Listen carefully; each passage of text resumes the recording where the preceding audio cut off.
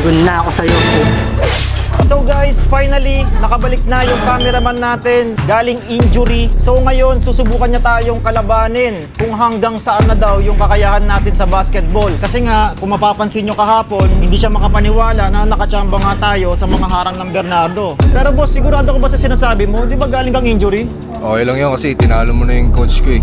Babawi ko lang sila sa'yo. Pero hindi ako magpipigil sa'yo, okay lang. Huwag ka magpigil, ilabas mo yung lakas na pinakatago-tago mo ng mga ilang dekada. Labas mo yan, masapot-sapot mo. So nakapag-decide ako guys na if ever na malalo yung cameraman natin ay ibibigay natin itong. Pag tinalo tayo ni Stratos, bibigay natin sa kanya yung sapatos ko na may pirma pa ni The Professor. Ay pusa, isang big revelation to ah. Bago tayo magsimula guys, please paki-follow po yung cameraman ko dahil nagsisimula na siyang mag-vlog ngayon.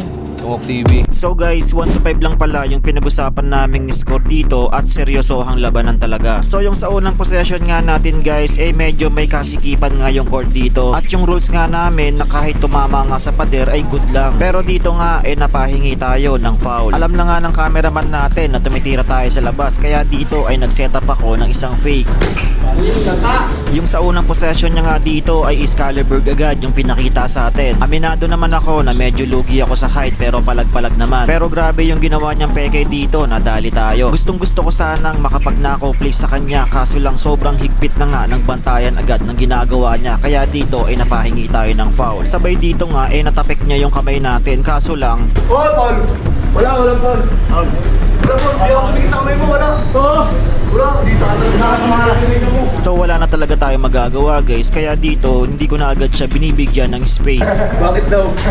Ang plano ko nga dito ay susubukan ko siyang pagurin dahil nga galing ito sa mahabang pahinga. Kapag kasi nakawala ito, may easy basket talaga tayo nang wala sa oras. Kaya wala akong pakialam kahit tumawag siya ng ilang ulit na foul, basta hindi ko nga talaga siya papakawalan dito. Nakaredy na nga rin yung isang paa natin dyan just in case na mag-iskalabay nga siya, pero wala nga siyang buwelo dito. Sabay yung biglang nakabuwelo na nga siya dito ay nagkaroon nga siya ng space para nga manggaldag. Wala na talaga akong magagawa dito kundi magpumiglas na lang. Eto lang talaga yung pangit sa depensa niya. Masikip na nga yung naiwan na nga siya dito nakahawak pa din. Ano yun? Dapat talaga sa bola lang tayo naka-aiming. Pag-iwan na, huwag mo na iwan ka na Reason! Kaya yung inulit ko dito ay talagang napapahingi nga tayo ng foul. Sabay yung biglang kakahawak ko pa lang ng bola ay sinusundot niya agad. Paul!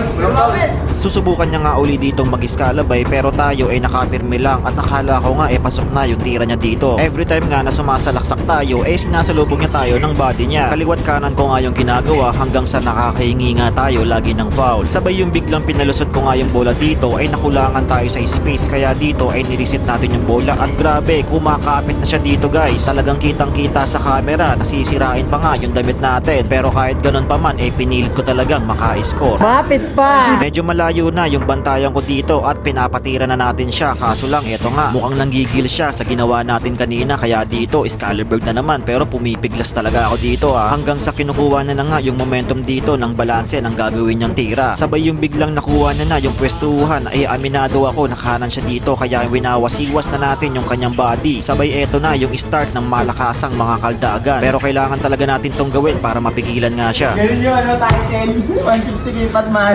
Sabay yung biglang inulit niya nga uli dito naghahanap uli siya ng space guys. 6-footer itong kalaban natin hindi biro talaga. Kaya dito kung ano-anong acrobatic shots na yung mga ginagawa ko, kumbaga tsambahan na lang talaga. Sabay yung napansin ko na hinahapo na siya dito nag-knockout place tayo, kaso lang hindi pumasok. Tukod na nga rin ako sa mga pagkakataon na to pero ginulat ko siya ng observation na hockey.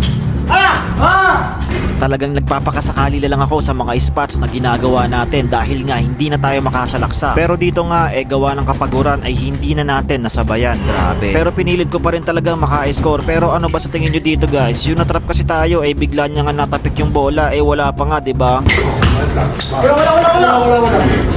Wasa diba? Wala. Gulo mo So guys, seryosohan. 3-2. Grabe, nakapo ako. First time mag-time out. First time daw mag-time out Sabay dito nga sinusubukan niyang mag-dribble de gulat sa atin. Sabay pinakita ko sa kanya kung paano ba talaga yung dribble de gulat. Wala. Talagang nagpapakasakali lang tayo dito ng mga spots, kaso lang yung mga attacking ginagawa niya ay medyo mahirap na nga ditong pigilan. Ayun, grabe. Sabay yung sinubukan ko uling sumalaksak, napahingi nga tayo ng foul. Di ultimo ayaw na nga tayong patirahin dito, pero gumawa nga ako ng paraan ng isang step back, sabay yun, nakachamba nga tayo. At yung sa last score nga na gagawin niya, ayun, wala na, grabe. Kidding aside, antikas na ni Stratos. Solid. Coke TV! Follow po. Yung Pa-follow. game. Pa-follow Tumok TV. Cameraman ko yan. Sinubukan ko lang kung hanggang saan na ba ako. Thank you po, Bernardo Boys. May bola na tayo. Shoutout nga pala kay Ina. Let's go.